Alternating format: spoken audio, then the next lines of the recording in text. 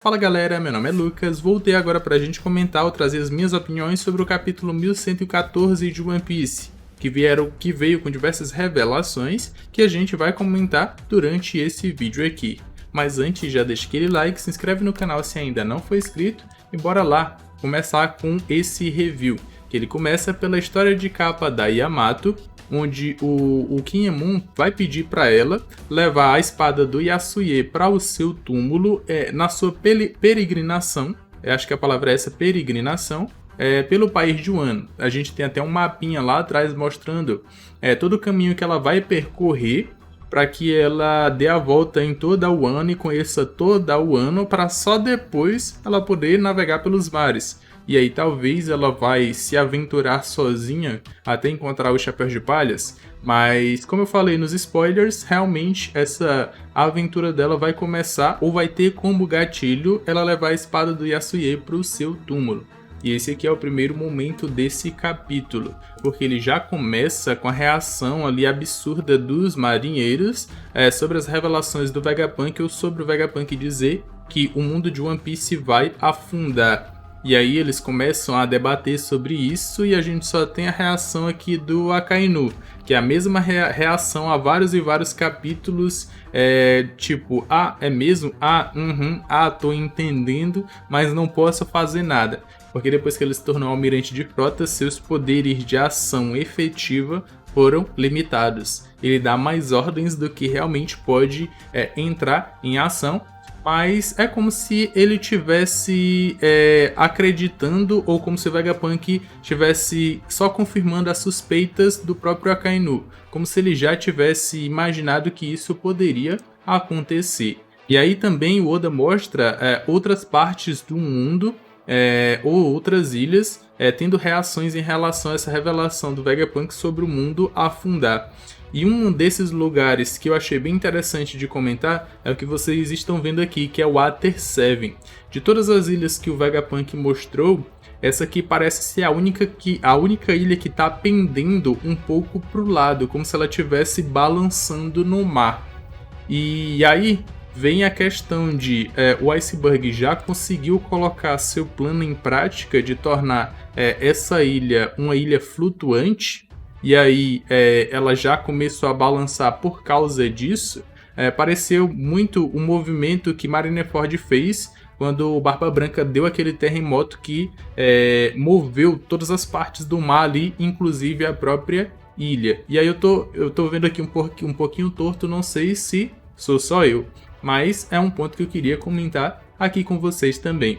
Porque aí a gente vai ver a reação mais uma vez, acho que o do Flamengo já tinha aparecido, mas a gente vê mais uma vez o do Flamengo reagindo a essa notícia de que o mundo vai afundar, e ele não se cansa nunca desse mundo, mas também tirando onda ali com Magellan. Magellan, você é responsável pelos prisioneiros, e se essa prisão afundar, o que você vai fazer? A gente não deveria ir para um lugar mais alto? Essa frase dele de ir para um lugar mais alto é como se ele também já soubesse ou desconfiasse de que o mundo de One Piece realmente iria afundar de alguma forma. E aí tem aquela teoria de que várias ilhas estão no alto em diversos pontos que os Mugiwara já passaram. Inclusive a ilha do Chopper, inclusive Dressrosa. E Dressrosa só tá no alto assim, tipo, o castelo de Dressrosa está lá no alto, o resultado do poder do Pika, que é um subordinado do Doflamingo aqui. Era como se desde o início o plano fosse esse, e o Doflamingo já soubesse disso, ou esse é bom a gente ir para um lugar mais alto significa que o único local seguro é Marijos, em cima da headline. É um ponto a se comentar também. O Doflamingo também fala que se o mar aumentar só mais uns 5 metros, por exemplo, diversas ilhas já vão deixar de ser habitáveis, já não vão mais existir. Não vai precisar nem que aumente muito, só mais uns 5 metrozinhos e acabou para inúmeras ilhas. E esse ponto, essa frase do Doflamingo também é interessante, porque o aumento de 1 metro do mar em One Piece aconteceu pelo uso da Mater Flame, que destruiu Lulusia, e o mar aumentou 1 metro.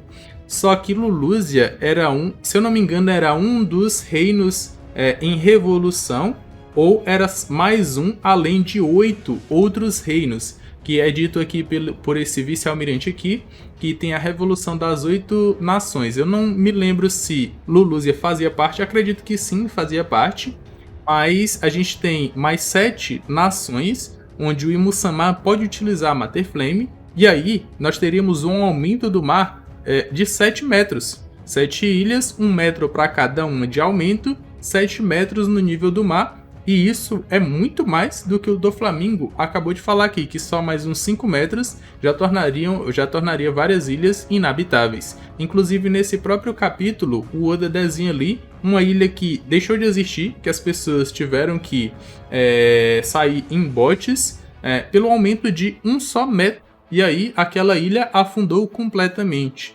E vê só a coincidência desse momento aqui do mundo de One Piece afundar com o que está acontecendo lá no Rio Grande do Sul.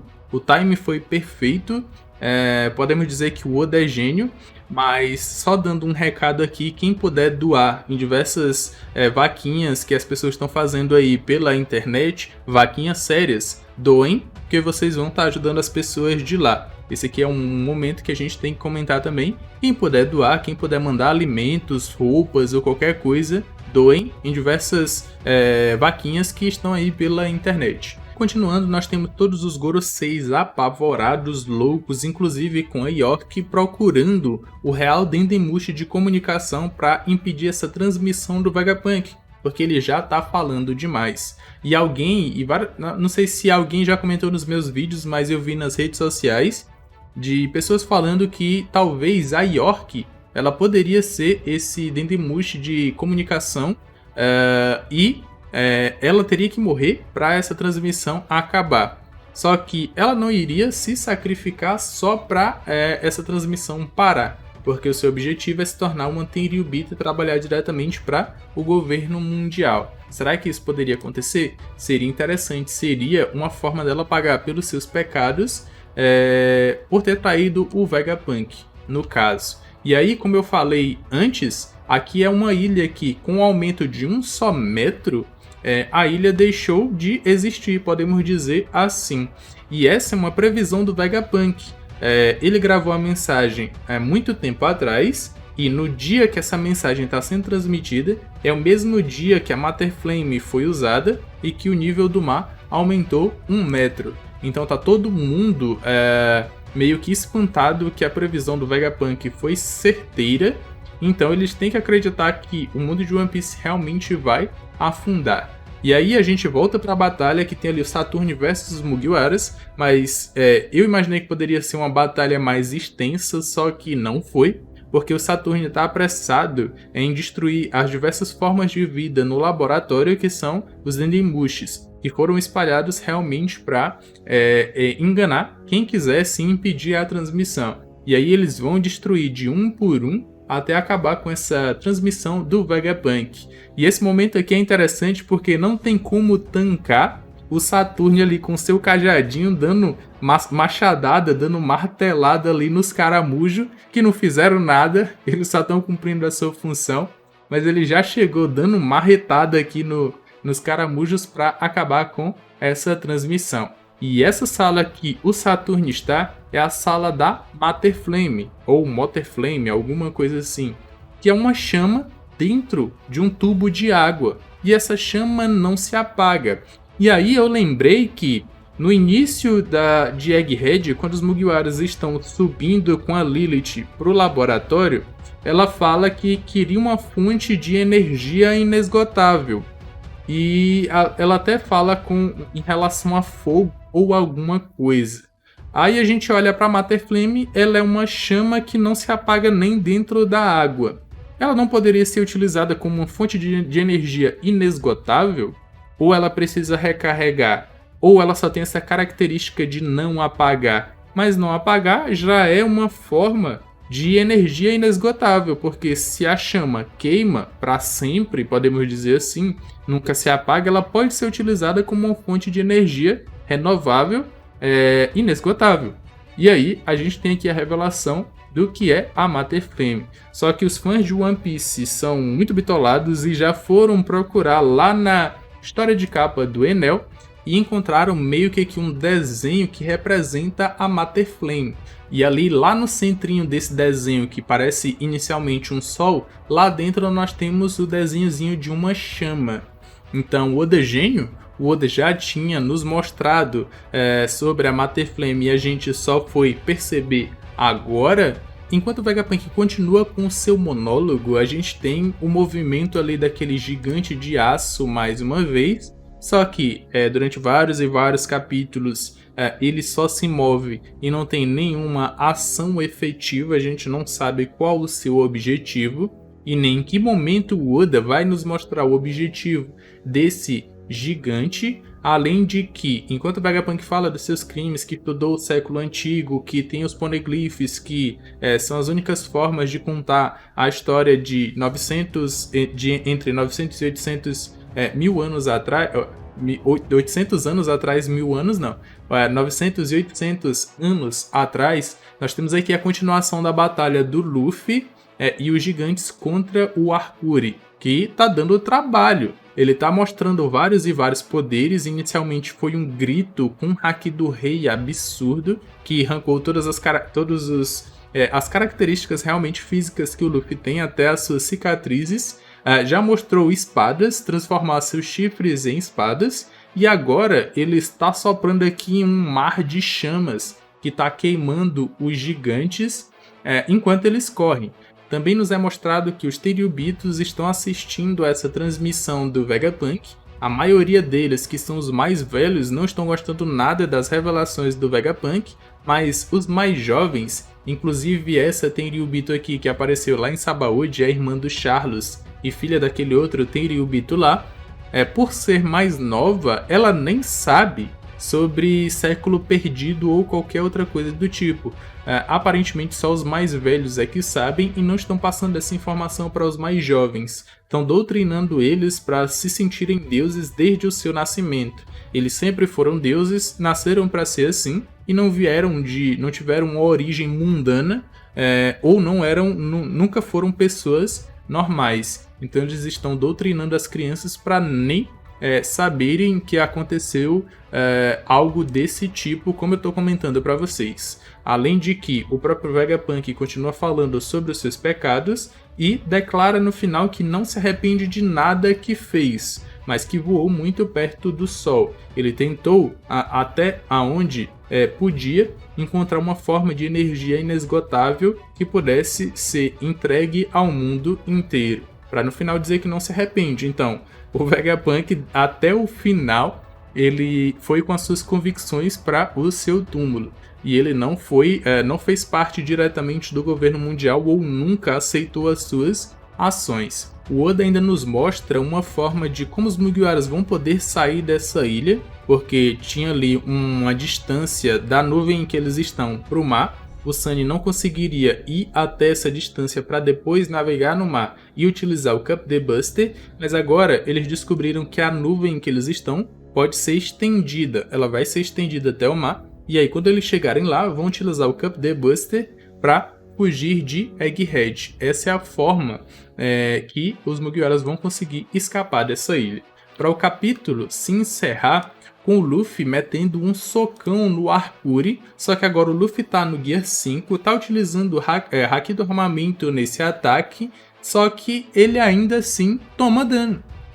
O Luffy, no capítulo anterior, ele dá um soco no Saturno, só que ele tá na sua forma normal e utiliza o Gear 3 com Haki do Armamento. E aí, assim como ele tomava dano pro Katakuri, também tomou pro Arkuri. Só que agora, no Gear 5, com Haki do Armamento e possivelmente Haki do Rei, acho que talvez não, porque não tem o apelo visual dos raios negros saindo antes do ataque ser lançado, o Luffy tá tomando dano. Então, o Arkuri, muito mais resistente que a criatura mais forte de One Piece, porque o Kaido tava tomando dano dos ataques do Luffy. Pode ser que no decorrer da batalha contra o Kaido lutando contra inúmeros inimigos, sua resistência foi diminuindo, e nos próximos capítulos o Arkuri também vai começar a tomar dano, porque ele está apanhando muito pro Luffy. Só que até esse momento ele está se mostrando muito mais resistente. Para no final o Vegapunk joga uma bomba, o Oda por meio do Vegapunk nos jogar uma bomba. de que vai contar ali um pouco da história que ele sabe sobre um homem que vivia nesse reino antigo próspero de 900 a 800 anos atrás, que era chamado de Joy Boy. E assim como Nika, o deus do sol de Elbaf, ele tinha um corpo elástico, e ele foi o primeiro homem a navegar pelos mares, a se chamar ou a se denominar como pirata. E aí, o Oda, não sei se no próximo capítulo o Oda já pode nos mostrar algum vislumbre do Joy Boy de 900 anos atrás, gostaria muito que isso acontecesse, mas acredito que o Oda só vai realmente contar isso quando a Robin descobrir o Real Poneglyph e contar essa história pra gente. Mas eu quero saber as suas opiniões em relação a esse capítulo. Já comentem aqui embaixo o que eu vou estar vendo e vou estar dando coraçãozinho para vocês. Aqui na tela final vão estar aparecendo 2 vídeos que eu acredito que vocês vão gostar. Eu me despeço por aqui, um abraço e valeu!